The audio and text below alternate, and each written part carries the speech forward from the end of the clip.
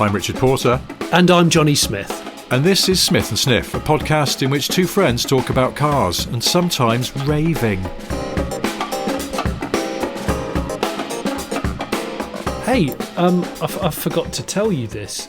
I went down a bit of a wormhole with old computer games. Yeah. Like 8-bit ones I grew up with in the 80s and maybe the early 90s. And someone on because I did a video for Car Pervert involving one of them, and weirdly someone on Twitter went, "Oh, you must remember the last V8 Commodore 64 game." I went, "What?" It was called The Last V8. It was clearly a rip-off of Mad Max. Oh, when you said last V8 Commodore, I thought immediately Holden, which I suppose is... Oh, yeah. No, but it's weird because The Last V8 was actually the name of the game on a Commodore 64. Hang on, did you have a Commodore 64 then? You're damn right I had one. Although I was quite late to the 64 game, a couple of my mates had them, and I really longed for one, and I didn't get one until... I think I didn't get one until they were being phased out.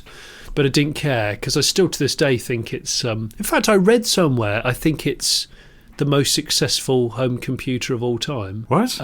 Yeah. Again, I went down another wormhole, and someone in about...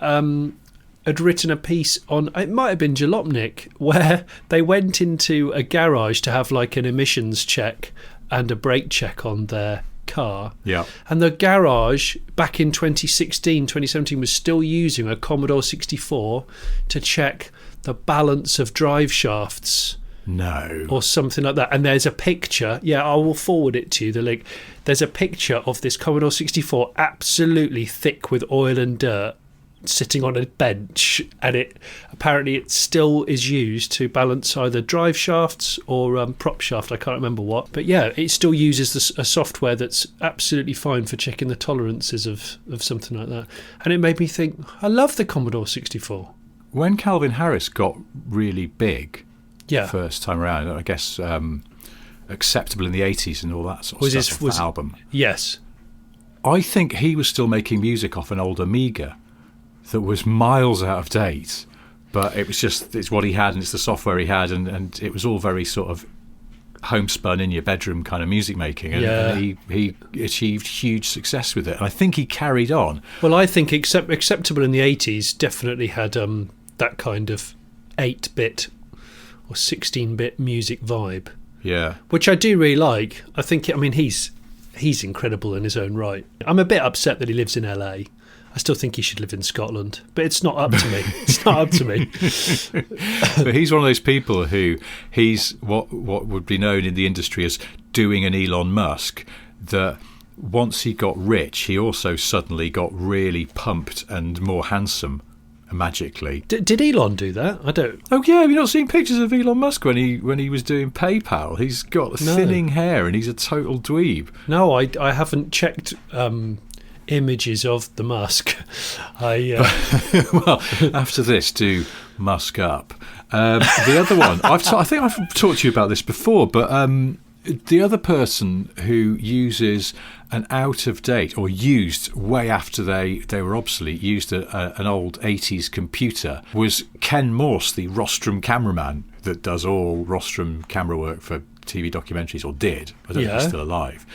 And I went to his studio once, and he had a sort of rig that did all the rostrum work. So, you imagine you've got your photo for a documentary, it's of like 4 soldiers from the Great War, and you want to sort of gently drift across them and then zoom in on the last man in the line. And he had this sort of automated rig that would do all that, and it was run by a BBC Model B. What? And this was in the turn of the century. This was about 2000. And he was still using a BBC Micro. Yeah. Because someone had built it for him in the 80s. Talk about acceptable in the 80s. It's acceptable in the 80s. In about 1984, they'd made this for him, and he went, well, it still works fine, so why would I change it? I had it made for me. You can't buy this software off the shelf. It's very specific to the rostrum camera world, and not many people do rostrum cameras. So Ken Morse was still plugging away at this with that lovely tappety keyboard. They had very, very, very deep keys. It's a bit like a car throttle, which has a lot of travel. You know, some cars have a very short throttle and some have a very deep throttle. Like a TVR. Do you remember TVRs? TVRs were incredibly long. That was their traction control, wasn't it? It was just, let's try and meter out the power a bit. So, like, yeah, you had to be you could drive your TVR for maybe a year and find more throttle. Just I found a bit more throttle. I didn't realise it was down there. it's like digging for gold, digging for throttle trouble. I think Chris Monkey Harris, who we know, told me this story that he had a mate who was a TVR dealer in their heyday of the 90s, you know, Griffith Chimera era. Cerberus is still my favourite. Yeah. Oh, yeah, they were nice looking. They're still one of the best looking British cars of all time, I think. And it hasn't dated, I don't think, now. I just absolutely love it. They're still I've never owned one. I've never owned a TVR. Griffith as well. I mean, the Griffith I think it's a really pretty car. Yeah. But, yeah, the Richard Griffith. The Richard Griffith. It's a special edition of an extremely fat British actor.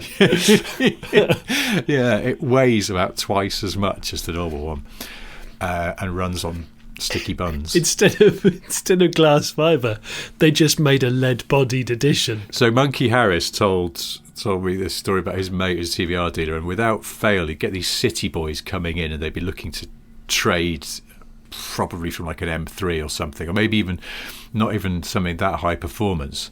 They just got their first decent bonus. You know, they'd be like sort of switching out of a Golf GTI or something into a TVR. Oh, dangerous! And this guy would take them on a test drive in London. I think his test drive route was sort of they'd go onto the A4, and he would encourage them to floor it. And multiple times what would happen is these inexperienced city boys would floor it, immediately shit their pants at what happened with the acceleration of the noise. And apparently the common response was they would lift off and put it into neutral. What? Like almost like a defence mechanism. Like, oh, make it go Just away. smack it into neutral? Yeah, apparently that's I distinctly remember being told this. They would panic so much they would knock it into neutral, and then the guy would have to say, now if you just want to maybe slot it into third and let clutch out again, so we've actually got drive. We're just coasting at the moment. We are just coasting down a major road. Just coasting along. I like getting down to like embarrassing speeds of about 18, 19 miles an hour with nobody saying anything. Exactly. Just sort of frozen with white knuckle grip on the wheel. You just hear the idling. It's just idling. Yeah. I remembered this the other day for no reason at all, that when I borrowed a 350, do you remember the 350, T350? I do. I borrowed one, and my girlfriend at the time, that was the car where she, after a while, she went, could you turn the car down now, please? Turn the car down? Yeah. And I went, I can't turn it down. This is the noise it makes. And she just went, I've just had enough of it. Oh, that's so noisy. That's a sort of TVR Spinal Tap moment. Just turn this car down, for fuck's sake. Turn it down. Anyway, I was going to say about BBC Model Bs, because we had a BBC Model B, because my parents did that thing where they went, well, now on the one hand, obviously the kids want a computer, but we can't get one that's flippant and frivolous like a Spectrum or a Commodore. Yeah. Let's get one made by the BBC, because that'll be educational. And so, and I don't, from memory, I don't think the BBC Model B had quite the sort of firepower of a 48K Spectrum or a Commodore. Oh, it had the graphics package on a BBC was embarrassing compared to a 64. Come on, man, different. But you know what's weird is that I don't think I knew anyone who had a Commodore. And I know you're like a few years younger than me, but I swear maybe it was a regional thing. Oh, around our neck of the woods, it was very much Spectrum versus BBC. I'm sure of it. Oh, hang on. Is this like regional wars of Ford versus Vauxhall? Because down my way in the southwest, when I grew up, definitely the Vauxhall was the powerhouse over Ford. We laughed at fast Fords because we knew that they would go pop. Really? Yeah, absolutely. When we were like 15, 16, 17, if you had a GTE Astra, you would laugh at RS Ford owners because you knew A, terribly made, B, the driver almost certainly had a flat top, and when flat tops were not permitted anymore, and or a mullet, Yeah, I remember it being a thing, which is why now I look at fast forwards of that era, sort of 80s, and just go, no, I'm sorry, I'm just not into it. It would be Astra Digital Dash GTE would trounce it. Maybe not around corners, but definitely on the straights, off the lights. See, the thing is, often, I suppose, loyalty to a particular make of car can be influenced by if they're from your area. Yeah. Which is why, Luton is full of Vauxhalls and Essex and East London is full of Forwards. Forwards, yeah. And Swindon's full of Hondas and what have you in Birmingham. There's always a Leyland Austin Rover stronghold. But it was a bit weird. I knew you were going to use the term stronghold. I knew it. Well, yeah, anyway, the weird thing for me growing up in the Northwest was there was a bit of a split loyalty. I mean, obviously Bentley was the home team, but not everyone's got a Bentley. But there was a Forward factory in Halewood, but then there was a Vauxhall factory at Ellesmere Port, very close by. Of course, there was. Didn't they make the Omegas? No. Omegas always came from Germany. No, they Ellesmere Port made Astras. When I was a kid. Anyway, there were Astras and I guess before that it made Vivas, I think, and Chevettes maybe. I forget now. Viva Ellesmere Port. Do you know what was weird? And I discovered the other day, Halewood was Escorts in the 80s. But before that, and I think when it was set up in the 60s, it made Anglias. But for a period, Halewood was one of the surprisingly large number of factories that made Capris. Oh. And you sort of think the Capri's a kind of niche car compared to a Cortina or an Escort, but the Capri was a right tart. They made them all over the shop. They made them in Germany. They made them in Halewood. I think they might have made them in Dagenham. I forget now. I was looking this up and I was like, what? They sold a lot of Capris, though. Yeah, I suppose so. But what a strangely peripatetic production history it had. I don't know what my local car factory was growing up in the southwest. We didn't have many car factories, did we? Well, you would have Honda now, wouldn't you? I guess you'd gravitate be Honda. Towards Swindon. You would, I think. And there's nothing in Bristol, was there? I mean, Bristol was Filton. They made aeroplane engines. It's not quite the same. Well, and Bristol's. True. Again, not a mass-produced, not a mainstream household vehicle. Yes, when I was growing up, we all had Bristols to show loyalty to the home team. I mean, if you had a Hispano Suiza or an Alvis, you'd be very much sneered at. I know. I'd love to have grown up with dicking around in Bristols. Would have been brilliant. In fact, actually, there is a Bristol anecdote which I'd written down to chat about today, which was when we used to just regularly buy very cheap cars, and back when the yellow paper existed, as we've talked about. And my good mate Dan, we went down to Bristol for a bit of a lads long weekend, and we always used to just buy a cheap car. We'd collect together a kitty, and we'd go, right, we're going to buy a cheap car and we're going to go away for a long weekend. That's what we used to do. We used to do it quite a lot. This is in the bachelor days, Rich. Well, yeah. Bachelor days. Halcyon times. And I remember opening the paper and seeing a Passat GL5 short MOT, 60 quid, runner. And we're like, right, can I buy it? And then my mate Dan, who has now become, his byword has become 50 quid or fuck off. That was his line. And we were like, I said, I'm going to phone up about it, see if it's for sale. We'll go in there. I reckon we can get it cheaper. And Dan was just like, I'm going to pick up the phone and just say, it's 50 quid or fuck off, mate. It's like, well, you can't use the term fuck off and mate together for a start. It's deeply confusing. It's offensive, for one thing. You're never going to buy a car off someone that you've just told to F off. That's not right. Good afternoon. Yes, my name is Daniel. I'm just telephoning about the car I saw advertised, and I wondered, would you accept an offer? And the proposal that I have in mind is 50 quid or fuck off. It is. And he just kept saying it. Just say it. Just, Johnny, it's 50 quid or fuck off. Anyway, what was great about this was it was still for sale. And we arrived there, and the car on the drive, we looked at it, had a tow bar. which I thought, okay, well, we can sell the tow bar and probably get our money back. But what was even better is the bloke self-haggled. And I don't know if any listeners are familiar with the self-haggle. It's just brilliant. The guy had actually forgotten I think he'd forgotten what he'd advertised it for. So we got there. It was a 60 quid car. I thought, I'm going to try and get it for 50 without using the term that my mate Dan. And I kept saying to him, do not say it. Do not say fuck off. Do not say 50 quid or fuck off because it's offensive.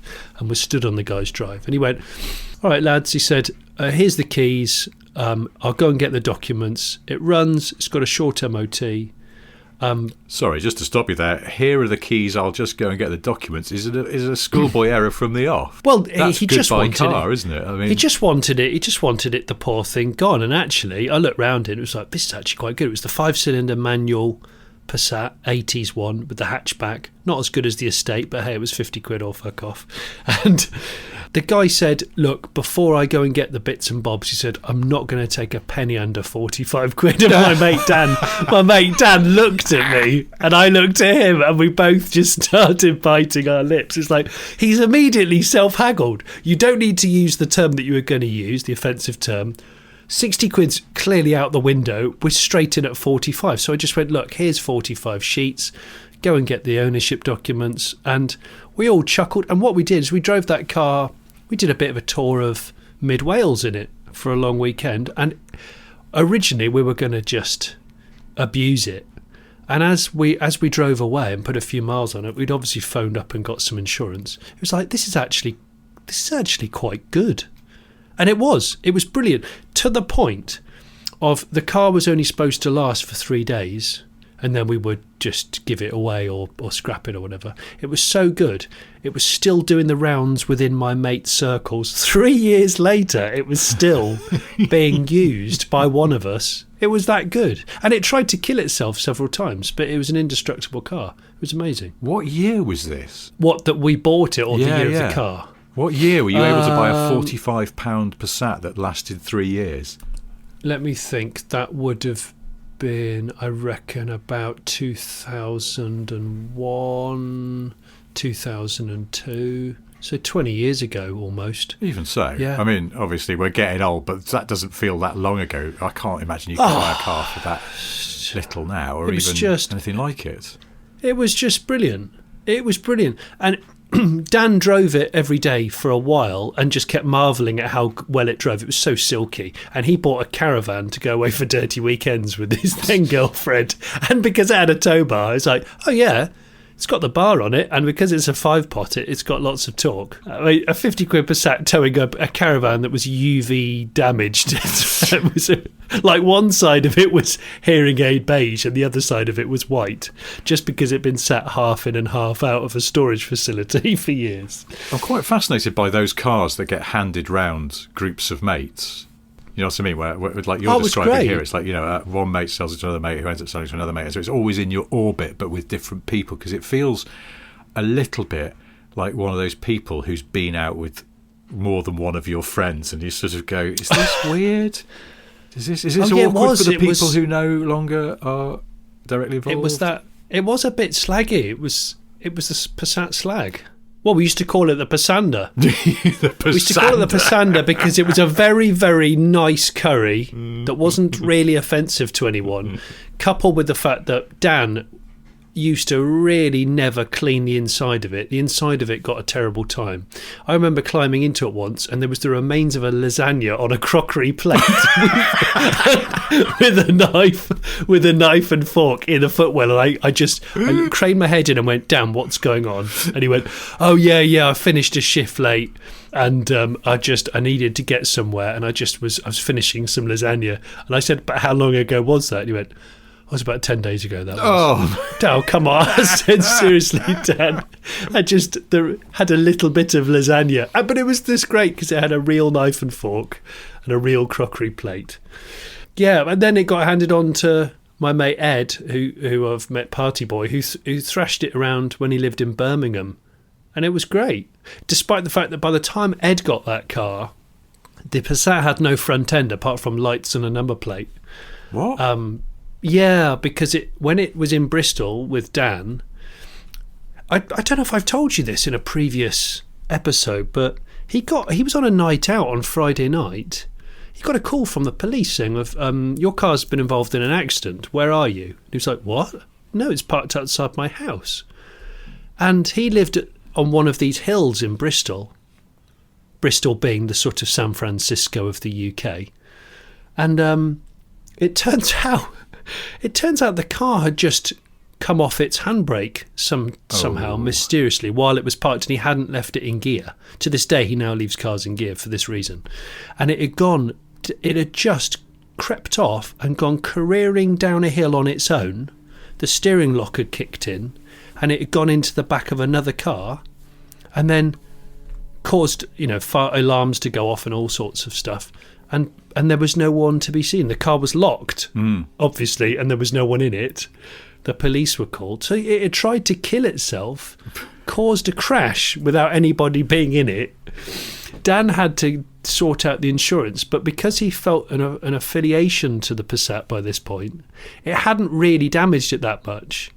It had put the bumper back into the front end of it. So he just said, Johnny, I had to get to work on Sunday. Hadn't done any damage to the engine because the radiator sits to the side of the engine in those, like a Audi Quattro. And he said, I just took the bumper off. He said, I just pulled the grille off, and I cable tied a new number plate on it. So it just had, I remember it just had a pair of headlights, like some rubbish Christine Stephen King, but German.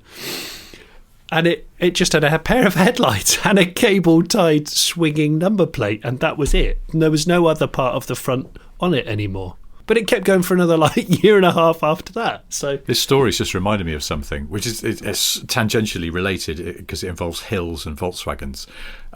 My parents' old neighbour, Cyril, enjoyed. Was he really called Cyril? He was really called Cyril. Cyril Briggs, bless him. He was never a young person. He was. Well, he was a gentleman of a certain age. Well, he was by the time I knew. I mean, he must have been young once, but I don't know. Cyril was. Cyril's one of those names where you can never imagine a baby called Cyril. Absolutely no chance. There's no chance that a baby was a Cyril, because it's not a baby's name. It's a gentleman of a certain age's name. Well, Cyril enjoyed a sporty mainstream car. Him and his wife, Jean, no kids, and Cyril was an architect, so he used to favour a two-door car, and he had a succession of Mantas, and then he moved into Siroccos. I did not have him down as a Manta guy. No, you wouldn't sort of architect. Cyril in the Manta? Yeah, but Mantas, but before Mantas got a bit colour-coded and tarty, I'm talking early 80s Mantas. And the saloons as well, not the hatch ones. So he had some Mantas, and then he went into Siroccos, and he had a very tidy second-generation Scirocco, and his office was in Macclesfield, which is the San Francisco of Cheshire. And he was going down one of Macclesfield's many hills when a bag of shopping that he had on the back seat tipped over, and some oranges rolled out, dropped into the floor. No, they didn't. Under the driver's seat, and one of the oranges went under the brake pedal, and when he went to apply the brakes, he was unable. Also, famously, as we were talking about last week, those Siroccos didn't have very good brakes anyway, and he was unable to summon up enough braking pressure to retard his journey down this hill. I think he went across some traffic, so it could have been really bad, and into a wall. So hang on, he was in the Scirocco, not the Manta at this point. Yeah, this was the Scirocco. And he couldn't squash the orange. He couldn't summon up enough. He was only a little guy as well. He was quite small, was Cyril. He had the seat quite far forward. Well, yeah. Oh, yeah. Yeah, no, he was. He was a really wee fella. Because Siroccos were normally driven with the backrest of the seat in the sort of 45-degree rude boy position. I always remember. Well, not if you're a 60-something architect from Wilmslow. They're not. So he was very upright, very close to the wheel, but couldn't summon up enough pressure to sort of burst the orange that was impeding the brake pedal. So, yeah, he twatted into a wall. I mean, he was all right. It wasn't super high speed. I think he was able just to, the brakes were probably the pads were just touching. I love that the pads were just touching. You're narrating the story, which hasn't been written. Brilliant. So that's how Cyril frigged one of his Siroccos. Fully wrecked, or my memory is that it was repaired, so it can't have been that bad. Although I always feel like in the 80s cars got repaired a lot more because I suppose there were fewer systems to go off and ruin everything. But they were just easier. They were easier to repair. Which is why you used to see stuff driving around with odd coloured wings and things. I get the impression it was just a little bit more mend and make do, even though. Well, that period when every single Mark I Fiesta suddenly had a Mark II tailgate that didn't quite sit right. Yeah, because they were available. Yeah, they were available because that was the Mark II was still a current car. It would fit in the Aperture because the Mark II was just a heavily facelifted Mark I. But the lower tailgate was quite bulbous, where it had been quite recessed on the Mark I, and they just looked stupid and awful. But that's anyone who'd ever had a minor rear end. It was like a person wearing a gum shield. Yeah, exactly like that. Do you know what I mean? Why is that sticking out so much? Oh, got a gum shield in. I've got a gum shield in. Thought there was something wrong with your teeth. It's exactly that. Yeah, Fiestas with gum shields was I always think a feature of the sort of late 80s, but it was because of rear end damage to Mark I Fiestas. I always associate that era, the sort of the turn of the 90s, with.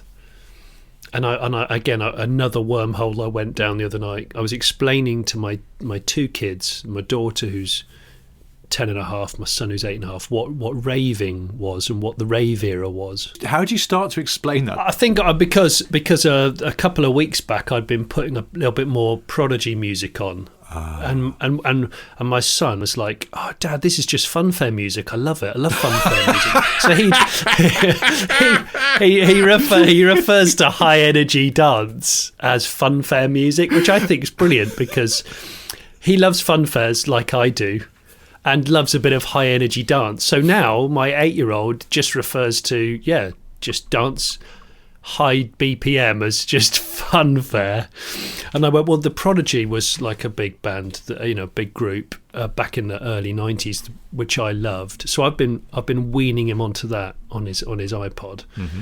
Good. But yeah, I started to listen to a couple of. I said, well, raves were like big events. Some of them were legal, some of them were illegal. I was a bit young for them in the early 90s, but I went to a couple in the mid-90s, and I said the great thing is people were just really happy and lots of laser lights. People, the DJs were mixing on twin decks. So he understands records, vinyl records, all that stuff.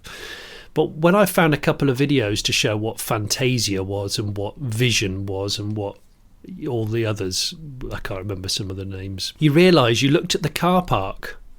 And you had a couple of cool people in bay window camper van VWs and stuff, but really there was a lot of chod, a lot of raver cars were just hacked up, lashed up chod, Maestros, Capris.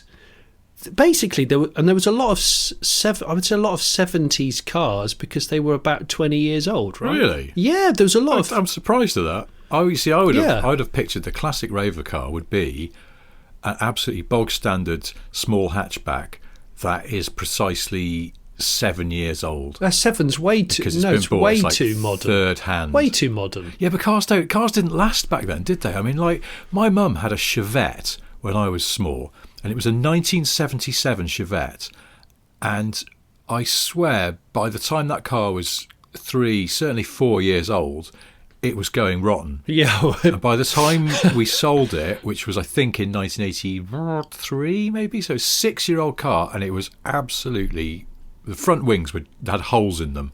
Were they just flapping like a manta ray's wings? I don't remember it whistling at speed, but I bet it did because it had so many fucking holes in it. It was like an ocarina. And the bloke who bought it actually went, I'm not worried about that because those are coming off straight away. And he was going to put some massive engine in it and flare the wings and all sorts. Really? Yeah. It was a modifier. Yeah. So it didn't matter. He was going to turn it into a rally rep. Yeah, like a sort of HSR type thing. I'm sure that's what he was going to do. That would have been like 1980. He was going to put Andrew's heat for hire. Yeah. Stickers. And all the 80s rally. It was actually Russell Brooks that we sold it to. It was a bit weird. He just came by. Yeah, I would have said, that's the thing, bearing in mind cars didn't last. I'm amazed there'd be sort of 20-year-old cars in a Rave car park. I would have said... Yeah, there's loads of it. Just third-hand or possibly inherited/borrowed off parent Nova, Fiesta, maybe Metro, and the signature of all of them as they arrived at a rave is absolutely on the back bump stops, because there's 3, possibly 4 lads in the back. Oh, there's definitely too many people in it. It was over, and also in the boot. The boot had probably a tent just in case, but you never erected it. Or another mate. Some water, a person. Yes, yeah. A person. I don't know, glow sticks, one of those really awful horns that you blew into, which I can't remember, the rave horn, I think that's what it was called. It was a bit of air horn, wasn't it? You'd have an air horn sometimes. I always associate that. And you'd also have probably a couple of quite big puffer jackets, because it did get a bit cold in the early hours of the morning, and if you were going to take a break from raving, you'd put your Technics /Kenwood/ I don't know, XL Recordings jacket on, wouldn't you? Which was always black. Puffer jacket, perfect. I love a Technics, Kenwood, something like that, and it would always be puffer, but sometimes the sleeves were leatherette. But the rest of it was kind of silky polyester, whatever. And that was it. Yeah, well, there were loads in these videos that I looked upon. Loads of 20-year-old just shoddy cars, and it was great, because I really had a moment of going, of course, a raver was driving around in like a 70s or early mid-80s car with, a bad sound system. It'd be a Goodman's speakers on the parcel shelf, and always getting stuck. And when you read some of I had to screen grab some of the comments because I found them so funny. Some of the comments were just brilliant. People going, yeah, not being funny, but like, yeah, Fantasia 92. I still never found out who pushed my Lancia into a ditch. Lancia? Yeah.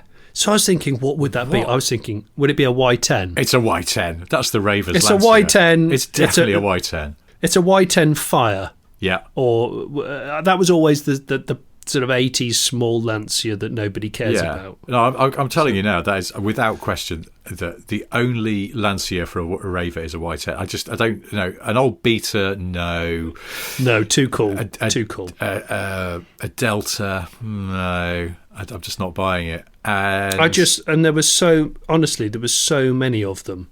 So many references to like, I stayed on at Fantasia for an extra day because me and my mates couldn't find my car. An extra day? It was just brilliant. Just don't know where the car was. What did they do? Just stand in the same spot and hope it would come back like a dog? Honestly, it was... But of course, they're just walking around the fields and the music was probably still going a bit, and you were like, yeah, well, let's just stay on a bit. And it was... I mean, honestly, the comments just keep on giving. Here's one. Took me and the lads 2 hours to find my Metro Turbo. Lol. Happy days. Bring it on. Strange shit went down. Shamrocks burgers. Shamrocks and burgers. and I'm still married to the bird that puked in my Astra. Brilliant. There you go. Oh, what a modern fable of love. I mean, who needs Tinder when you just go to a rave? With an Astra. I used to know a guy who was a bit of a raver, a bit of a soft raver, because I think he was a sort of, bit of a posh boy. And he had a Mark II Golf that he'd inherited from his mum. And that's a good rave car. Yeah, it is actually, because it was like, this was in the early 90s, so it's already obsolete, but it was a good rave car for a number of reasons. Spacious, you can get probably about 6 mates in it for one thing. But he was once on his way back from a rave in Liverpool, late at night, and he fell asleep at the wheel. Oh gosh. And he woke up. He was woken up by sort of bumping and bouncing, which was his Mark II Golf just driving across a field. Like, he got lucky. Somehow it went through, I don't know if it went through a hedge or it was a clear patch on some country road or so, but it just he had the absolute touch of it. It just went cleanly off the road and carried on driving across a field. But then, really? Yeah. And even to the point where he was then able to just turn around. It must have been grass, I guess. I mean, imagine if it was muddy and his car had sunk. But imagine if it was ploughed. he just kind Fresh. of he turned around and just picked his way back to the road and drove home. But it's like, you could have died. I know a good rave car, a K10 Micra, first generation Nissan Micra. Oh, They were, yes. because the 1 litre 16 valve, so when you chip in for petrol with your mates, petrol costs nothing.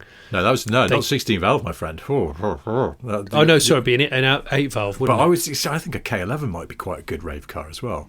K11's probably one of my favourite cars of all time, just because it's the cockroach that cannot be killed. It's brilliant. But It's the ultimate takeaway delivery car as well in the United Kingdom. The bubble-shaped Nissan Micra, it can't be killed. I think I'm going to just float this one. I think your classic rave era, so late 80s, very late 80s, just tipping into the 90s. Yeah. That's the era. And the car, a quintessential raver car at that point, sitting on its back bump stops with 6 lads in it, is a light yellow Nova SR on the 3-spoke alloys with the 2-tone paint. I remember the SR and I remember that colour. I know the colour you mean. It's a slightly milky yellow. It is milky. It is buttermilky. But yellow, as we established last week, is the quintessential rave colour for a car. It is a good rave. I mean, like the DJ would turn up in an E36 BMW M3, Yellow. and you'd be like, "Oh, this DJ's doing all right." Groove Riders in his E36. But I think that would be okay in about 92. Mm-hmm. But Nova SR in 89 seems a bit. Yeah, I think it's too. Well, no, if you think the Nova came out in 82, so no, I was think was it your mum's car? Because a lot of ravers would have just borrowed their mum's car. I'm just going away camping with some friends for the weekend. Yeah, like hell you are. You're going to the biggest outdoor gathering in Bournemouth, and it's Fantasia First Taste or whatever it was called, and you're going to take 17 White Doves and whatever Mitsubishis, and whatever other pills that they with names that are steeped in folklore. And then they come home on the Sunday night, and then Monday morning questions will be asked. The mum go, Michael, why does my car smell of cigarette smoke? Yes, exactly. And why is it so muddy? And why are there muddy handprints all over the back window? So, oh, well, we got it stuck in a field. What a camping field. Yeah. We were camping in the field. Yeah. What, along with 30,000 gurning people? Yeah, why are there bite marks in the sun visors? No reason. Have you been gurning in my Nova? And why are there white Walt Disney gloves in the glove box? I don't own any of those. You know, the ones, Michael, that the person that arranges all the snooker balls on the snooker table has. Len Ganley gloves. Yeah, those gloves. Those blooming gloves with the 3 pleats on the back that Mickey Mouse has. Oh, gosh. I have to say, I do like that era. Yeah, I like that. I do like that music. It was definitely something that resonated with me as a secondary schooler. Well, you should get definitely. You should get a milky yellow Nova SR. I would actually like to. Maybe I would. A rave car project would be good. I think it would. I can't get that out of my head now. Anyway, oh hey, I know what I was going to ask you. Go. I was walking the dog the other day and I heard a siren coming, and it's always fun. You can't not look round at where a siren's coming from. Never. And I was surprised at what I saw. It was by a main road here in London, and the car that was making the siren noise was an unmarked police car.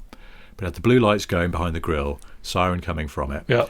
Dark blue, current shape, Subaru Legacy. Really? I was surprised. Wasn't a doctor's car. Well, definitely police. Doctors don't get to do blues and twos, do they? They're not allowed. I don't think they do. You don't get plainclothes doctor cars. I think doctor is allowed. A doctor on call's allowed lights, but not a siren. I don't think. Oh, but don't they have to have? Is it a green light? Are they allowed? Is it a green light? I'm just about to say. I think doctors is green. This was the blue. Green. This was the full blues coming from hidden locations. I know. Scooby Legacy. Now I started thinking, that's actually quite a good.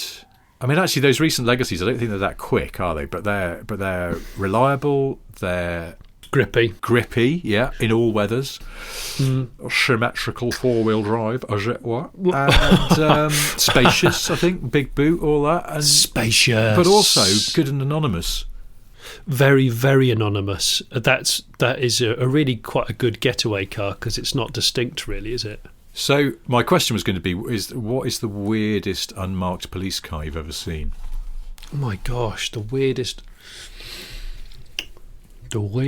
unmarked police car. So I'll tell you another one. My absolute favourite that I ever saw was not long after I'd moved to London. So it was in the early 2000s, and I heard multiple sirens coming up the main road near where I lived in Highgate, and I turned round.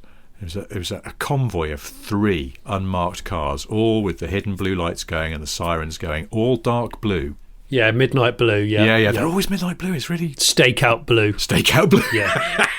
Yeah, it is, isn't it? It's a moonlit night. You've been sat there for 9 hours casing a joint. Yeah, you don't want black because that looks sort of too sinister. That's what the Crims too sinister. Crims have black cars, but undercover policemen they have dark blue. My wife's a Crim. She loves a jet black car.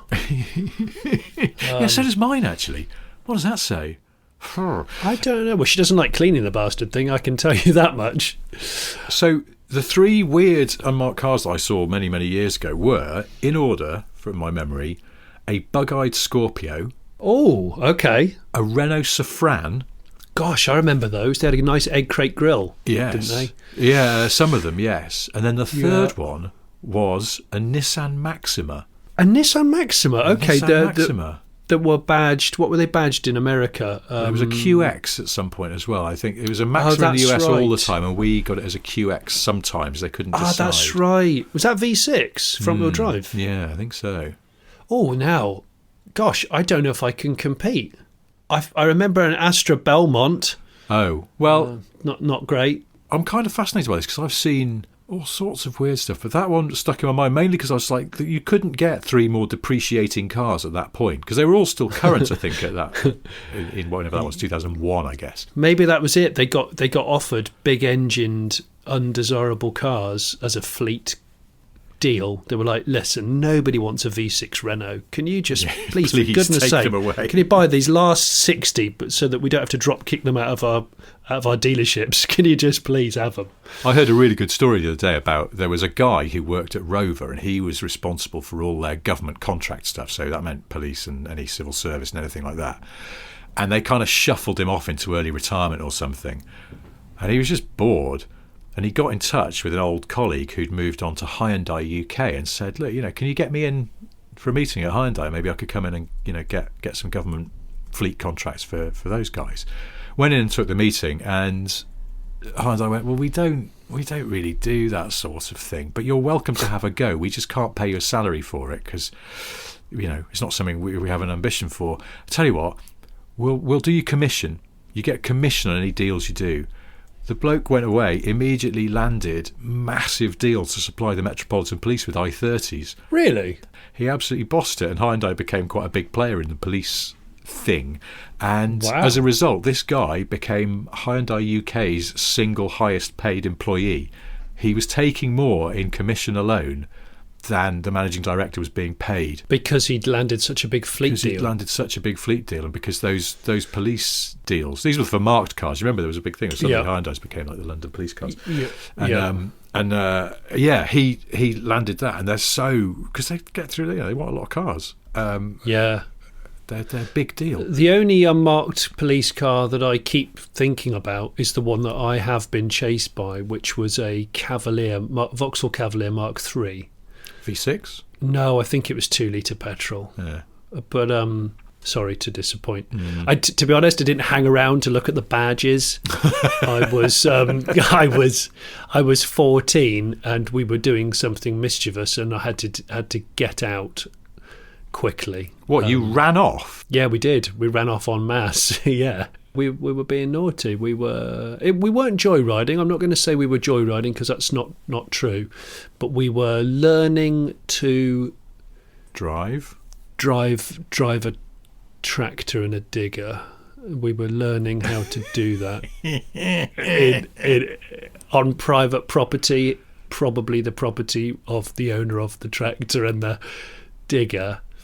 because I'm a country boy. That's one of the things that we did. We'd worked out when we were walking back from school for weeks on end. There was a new housing estate being built. Oh, that's manna from heaven for boys of a certain age. Teenage lads who were just idiots. Unsecured building site. Oh, and we'd cased it a number of times. And after about 2 months, we're like, right. My friend said, I know that there's a 4-wheel drive dumper truck, there's an earth mover, there's at least one tractor, and all of them have the keys left in them day in, day out. And we're like, you've got to get into this area where they are, and it backs on the unbuilt housing estate backs onto a field, which was going to be the next phase of the development. So we're like, okay, and we'd arranged it. I remember it was like Lord of the Flies or something. We'd arranged it over weeks, going, right, we're going to go in there. We're going to work out our exit point, and we'll see if we can drive this, that, and the other. And we did. And the problem is we got quite good at it. We would learn to drive one of them and then put it back in exactly the place that we found it. And then the next day, we'd do it like once a week. And it got to the point where we told a few other kids at school. Oh, never do that. I know. We made a grave error. Some fuckwit will spoil the party. Yeah, totally. So what happened was, as the weeks went on, we got a bit cocky. In fact, at one point, I remember this was the high point. Someone had invited girls down, and someone else had brought some cans of beer. Never do either of those things. I know. People start showing off to the girls and spoil it, because they'll take it too far and turn over a digger or something. Oh well, the vehicle in question that ended up being the most entertaining was the four-wheel steering, 4-wheel drive dumper truck. The ones that hinge in the middle. Oh yeah. Well, it was one of those, and the girls were in the bit where you dump the big bucket on the front, and everyone was getting cocky, starting to drive around the field quite fast. My mate was going round in, I remember it, a JCB, went into the middle of the field, put the stilts down, turned the chair around, and started digging an enormous hole. I know, I laugh now, but I'm not recommending this as a good idea to anybody. So as things got cockier and cockier, I think what had happened is one night it all kicked off.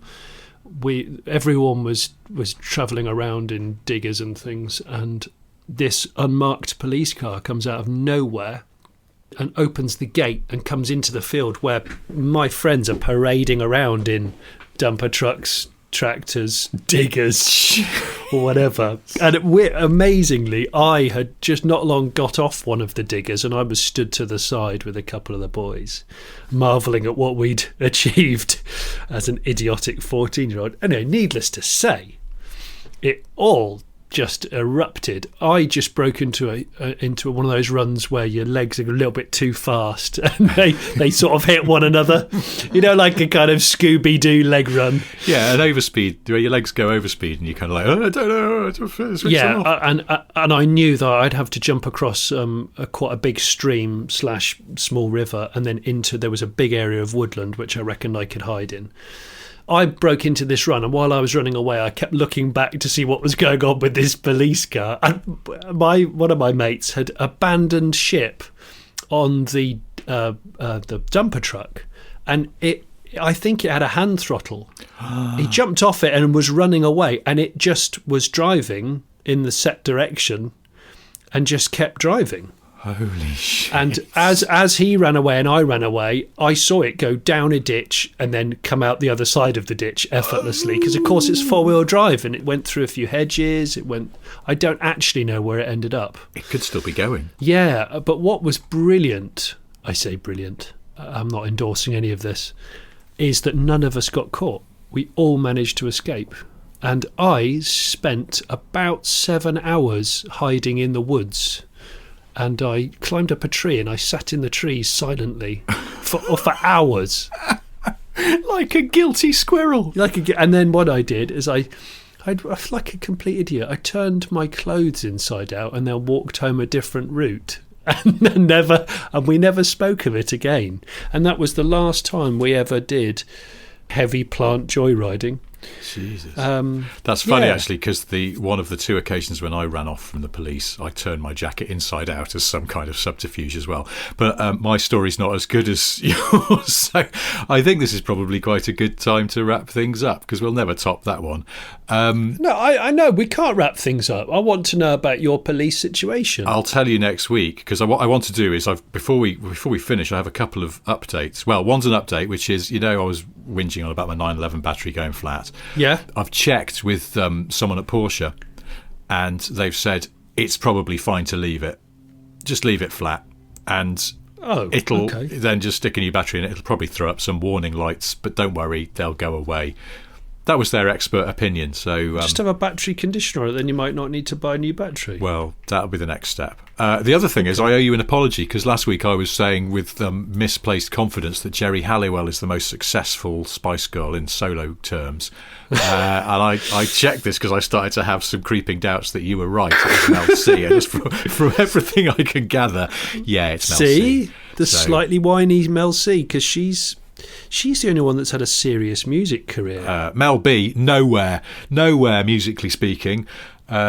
So screw her. The one with the most money is Victoria Beckham, though, because obviously she has the Beckham billions or whatever they are. So there we go. That's fascinating. Thank you for listening to Smith and Sniff, the podcast. If you have enjoyed this, remember we have a new one of these every Monday morning. If you would like to see us doing this, we have a massive archive of video Smith and Sniff content on YouTube. Go and have a look at that. We also stick the podcasts on YouTube for people who want to listen to it that way.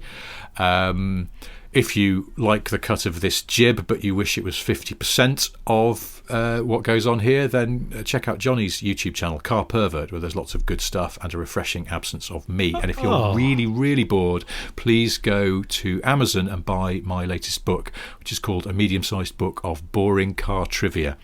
It's over 250 really, really arcane car facts.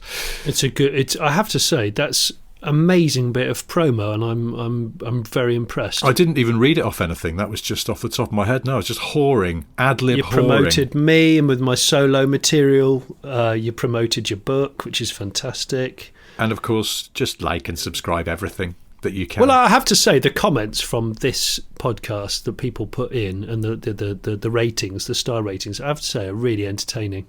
The comments are more entertaining than the actual show. We might as well just read out comments. Just play out some white noise and then and then get the comments in. Like and subscribe, and also like, but also subscribe. And subscribe and like as well if you prefer. Good. Yes. All right. Good to talk. See you next week. Yeah. Thanks, Rich. Bye. 50 quid or fuck off. Yeah.